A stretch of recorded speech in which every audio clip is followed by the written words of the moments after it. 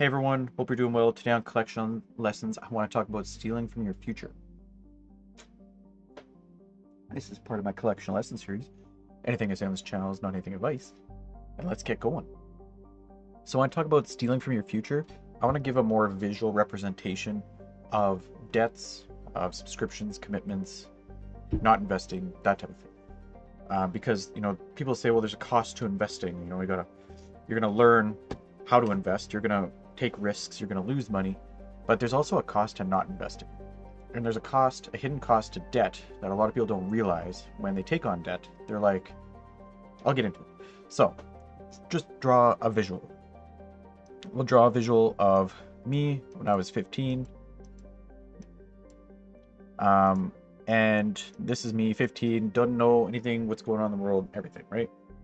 When you start out in the world, usually, like, you have some sort of, like, time equals money kind of idea. You get a job, a job, and you know that you get paid from that job. Paper bills, you get sent to you, and you give them time. Transaction right there. Give your time for dollars. And then you're like, everybody's getting stuff because they're getting out of high school and they're, getting out in the world. They're like, well, I need a car. So you get a car, and you're like, okay, sweet, I can get a car for $500, which I did. And then that's my car. And then the car needs, upkeep because it's always deteriorating. It's always depreciating. Remember, a car is the worst thing you can get because it's both deteriorating and depreciating at the same time. So you're fixing the car, you got to insure the car. So you're finding out about real life expenses here. So you have some real life expenses. I'm kind of cold right now since my lines are a little squiggly. So you start realizing there's expenses in the world, and you're like, sweet. So you get to a point where you're like, well, this car is great, but I'm putting money into it, and I want to finance a car. And when you're 18, 20, or whatever, they have a thing called a credit score. A credit score is probably from like 100 to, 800 or whatever the number is, I think. Higher the credit score, the higher chance that you're going to be able to pay that back. So, the people, the government, whoever, create these credit scores to kind of gauge the risk on a loan. Now, when you start realizing, hey, I don't need time for dollars right now, you get a credit card or you get a loan or a credit line. There's different forms of, debt, but they're all the same thing. They're all taking from your future. So when you commit to, let's say, a 10K car, and you're going to pay that over 5 years, you're basing it on the time today. This is a timeline. When you're born to when you're not on the world anymore. This is your timeline. You're basing your decisions on here, and you're like, okay, so I think, I'm going to stay at my job for 5 years. Hopefully that job is stable and doesn't fire you or, don't lay you off or whatever. You're like, okay, I can afford the payments right now. And then in 5 years' time, when I'm at this time in my life, 5 years from now, I will have a paid off car. So you're committing to this 5 years of payments of either the car or a credit card or whatever.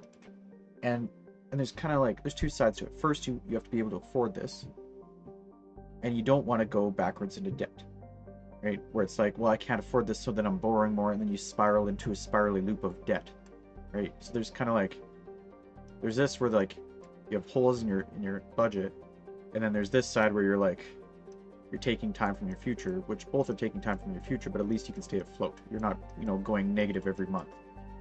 So for 5 years, and then in 5 years from now, you have a car that's in the exact same position that you were 5 years from the past. The car needs maintenance, the car's getting older, the car's whatever. So then what do? Then you go back to financing. Well, I don't have a financing payment, so now I can afford a financing payment because I already have the budget for it. And then you get another car for 5 years. And you do the same thing over. Or you commit to a 25-year mortgage. You do the same thing over. Or you just use debt for everything. You buy a gaming computer. You buy a desk on credit card. You buy a couch on credit card. You buy a couch committing to a 5-year plan. I'm going to pay this over 5 years. You commit to a camera contract with your home security provider for the next 5 to 7 years. You commit to financing, that furnace in your basement or your water heater or your whatever. And if you use a credit card and you don't pay it off right away, like, it's still financing, right? It's just you have a credit card financing it at a highest APR you can get. So anyway, what I'm talking about is this timeline down here is very important because you're stealing from your future. You say, I am okay spending X amount of dollars plus interest to pay for this with my future money that I don't have because I don't have current money to pay for the car. So in 5 years' time, I'm giving up my time and everything 5 years from now. It's like you're stealing from your future. You know, if let's say this 10K car, if you put this 10K, let's say, into investments, that 10K could be like 20K. So what are you actually stealing here? You're like, oh, I got a 10K car, 0%. Yeah, and you could have gotten by with the car you just had at this point, but now you're going to try and do it again at this point. So now it's like, the car wasn't worth 10K. The car was worth 20K. And what if it doubles in the next 5 years? Now your car was worth 40K, and you refinanced for another 5 years, at the 5-year mark here. And what do? You're like, well, the car's paid off, but it's breaking down. And you get stuck in this constant loop of like never being satisfied with your car, with your computer, with your house, with life. And then you don't realize that you just stole, you know, at least 150K over 15 years, for me anyway. And now you're here and you have 150K of debt, not 150K of assets, not 150K of, you know, investments. That's what I found when I was hitting around 25, 30 in that area, is I realized, oh crap, I have 100K of debt, or I have 150K of debt. Not only do I have 150K of debt, I'm not at zero. So it's not like I lost 150K. I also don't have 150K in investments. So I stole a lot from my future. I stole 150K, which I still have to pay back, plus interest. And then I don't have 150K. So really, like, I have like 300K plus, just quick math, that I'm behind. And that's just in a 10, 15 year time frame. And I don't have anything to show for it.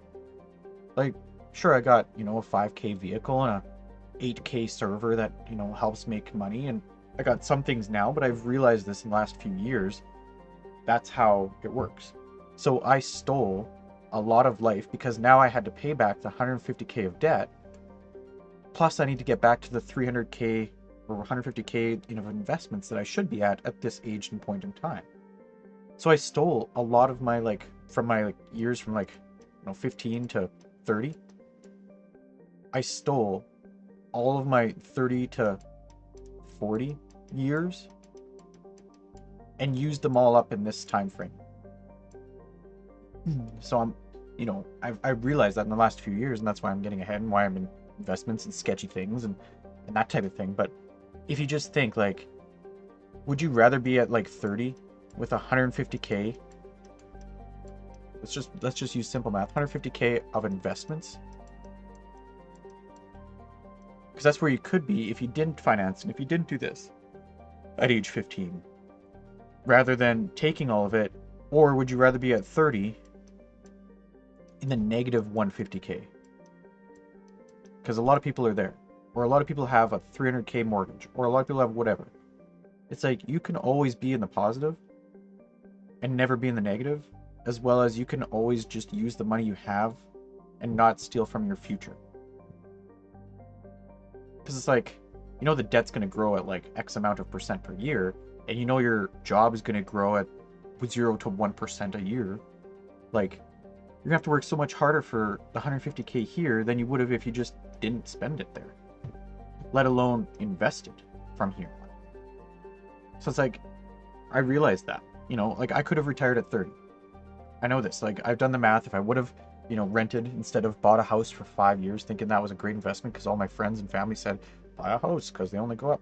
You know, it's like you're fighting mortgage. You're fighting the total cost of ownership of a house. You're throwing money into taxes and insurance and crap that you know doesn't add any value to the house. Meanwhile, you could have invested that.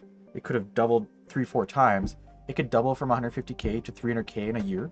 It's like, your house doesn't do that. I mean, in the last 2 years, some houses have, but most houses haven't. And you do it again, and you do it again. It's like, you need to visualize this like I needed to visualize this, that I was stealing from my future. And I was like, no, no more.